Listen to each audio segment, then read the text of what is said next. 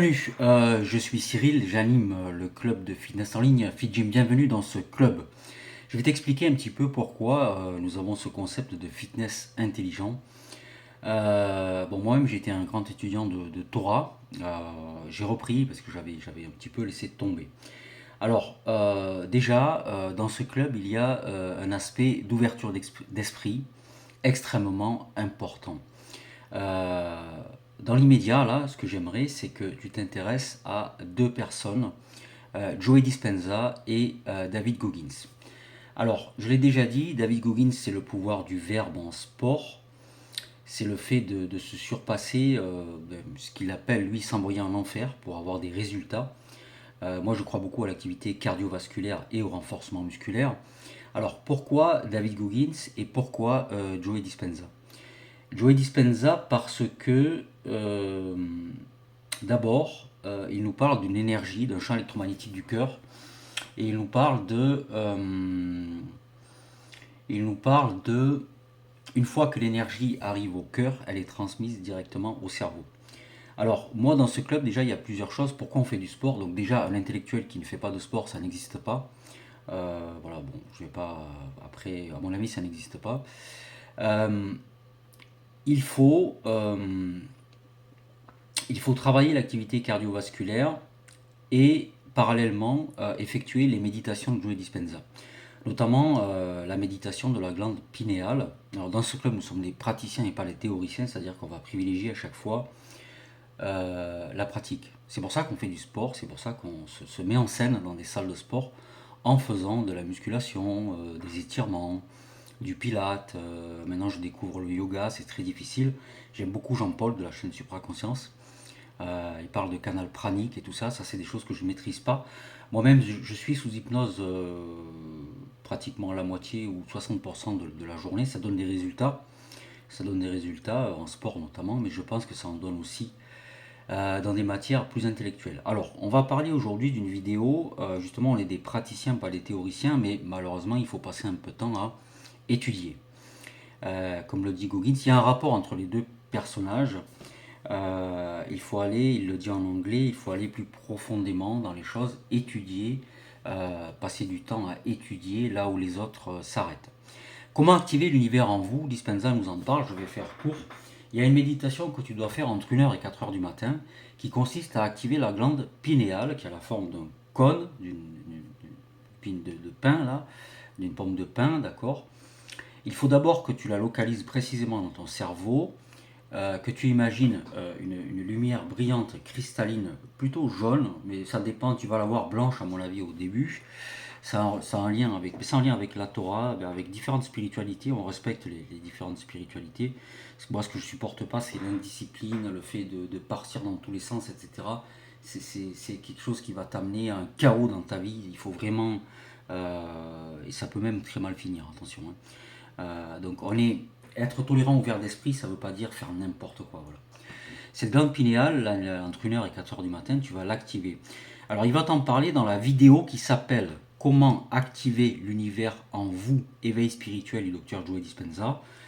Alors, tu peux avoir différentes positions. Je crois que c'est une position assis en tailleur.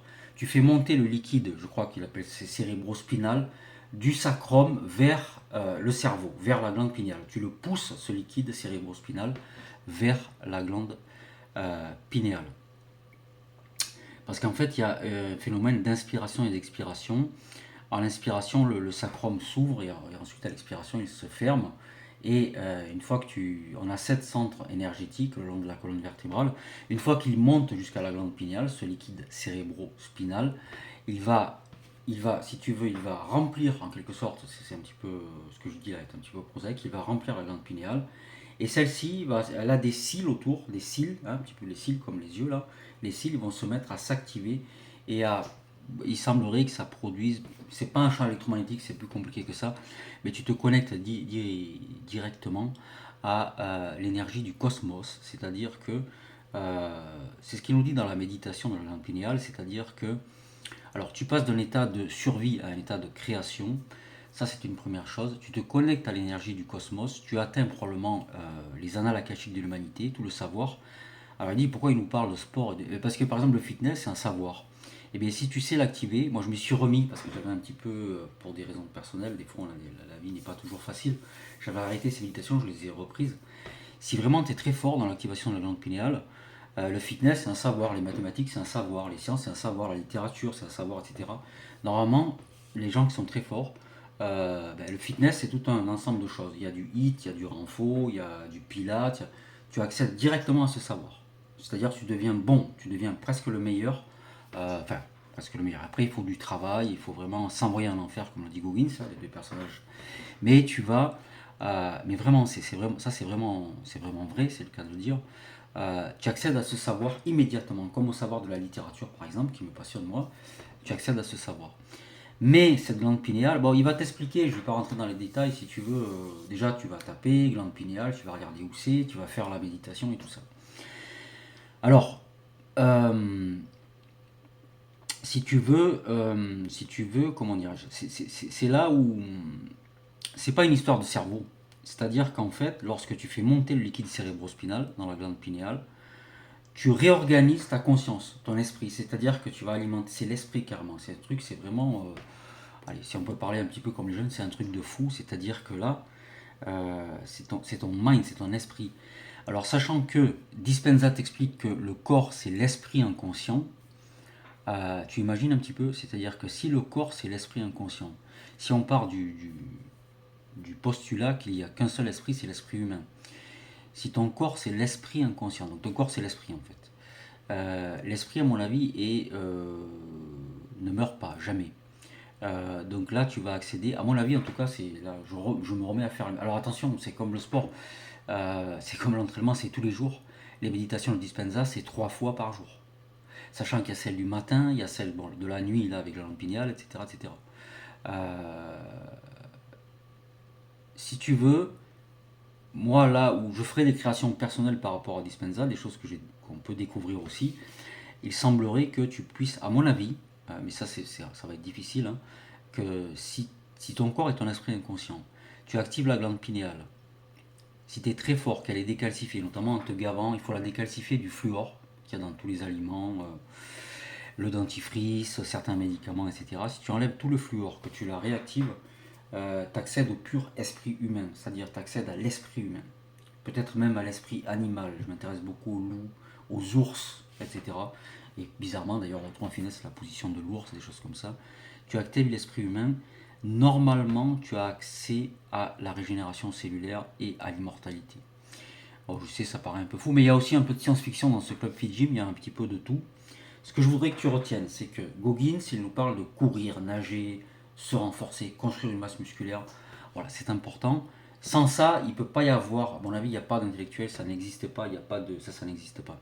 Il n'y a pas de, il n'y a pas de cohérence. D'ailleurs, on parle de cohérence cardiaque, cohérence cœur-cerveau. L'énergie va au cœur et ensuite elle monte au cerveau, d'accord. Ouais, tout ça, il y a un lien, c'est-à-dire qu'en fait, dans la journée, tu fais beaucoup de cardio, la nuit, tu fais ta méditation dans la glande pinéale. Il y a un problème qui concerne beaucoup de Français, c'est le sommeil. Le manque de sommeil va générer des maladies, vraiment des maladies psychiques. La maladie, c'est l'amadie, c'est la maladie de l'âme. La magie, c'est l'âme qui agit. Je répète, la maladie, c'est la maladie de l'âme. Quand on fait n'importe quoi de sa vie, on est malade, c'est une maladie de l'âme, d'accord. On ne fait pas n'importe quoi. On n'est pas des fachos, des nazis, des trucs comme ça. D'ailleurs, on se demande qui il est maintenant, parce que franchement, voilà, on se demande un petit peu qui il est.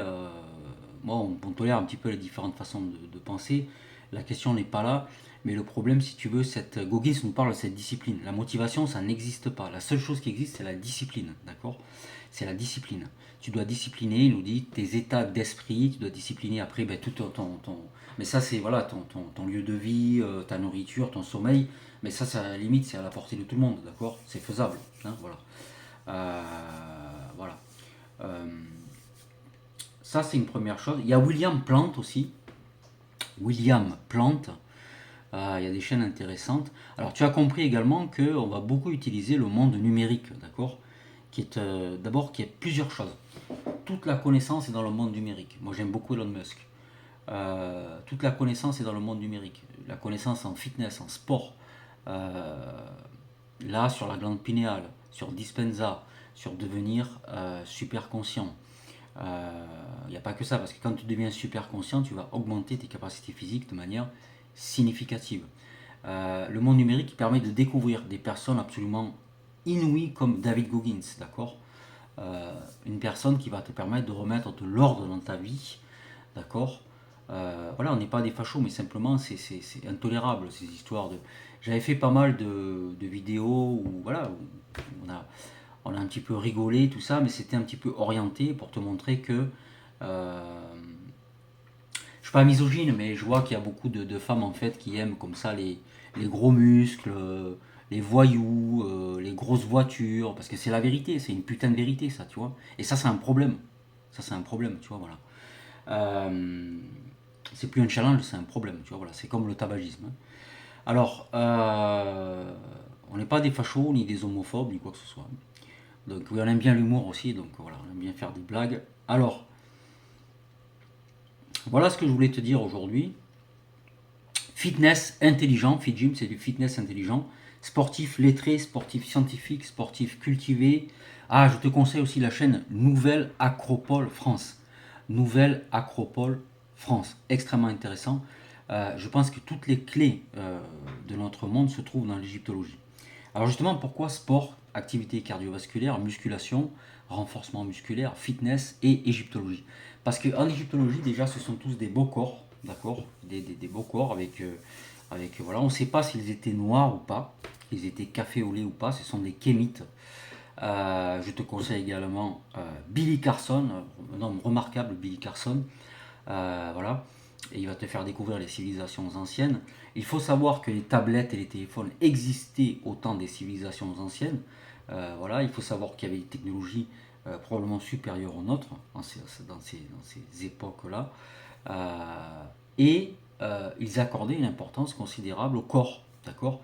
Et d'ailleurs, on voit toujours dans les différentes spiritualités, que ce soit les civilisations anciennes, mais après, il faut savoir qu'il y a un lien entre le peuple juif et les Égyptiens, d'accord. Les Hébreux ont été enfermés, et ça, c'est quelque chose qu'il faut approfondir, parce que je crois que même les rabbins, moi je suis les rabbins, c'est extrêmement passionnant, je respecte aussi beaucoup l'islam, vraiment.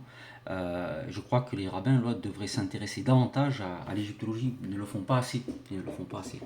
J'aime beaucoup, il y a Torah Box, il y a le Rav Ron Shaya, il y en a d'autres. Ils ne le font pas assez. Ils ne le font pas assez.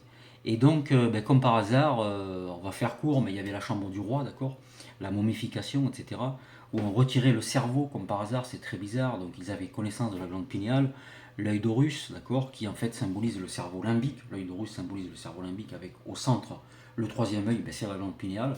Le cerveau limbique est responsable des émotions, sachant que ton corps est l'artefact de tes émotions, que tes émotions vont amener à un dérèglement physiologique et à toutes les maladies et donc à la mortalité. Donc si l'œil d'Horus c'est le cerveau limbique, si au centre il y a la glande pinéale, ça veut dire que ils devaient être dans une démarche de recherche scientifique. Ils n'ont pas eu le temps d'aller au bout. Ils ont été aidés par des civilisations extraterrestres.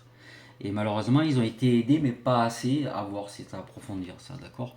Alors justement, la Torah, le peuple juif, qui a donné beaucoup de grands génies, de toute façon c'est clair et net, oui, en science, en partout, hein, en art et en littérature et partout, et voilà.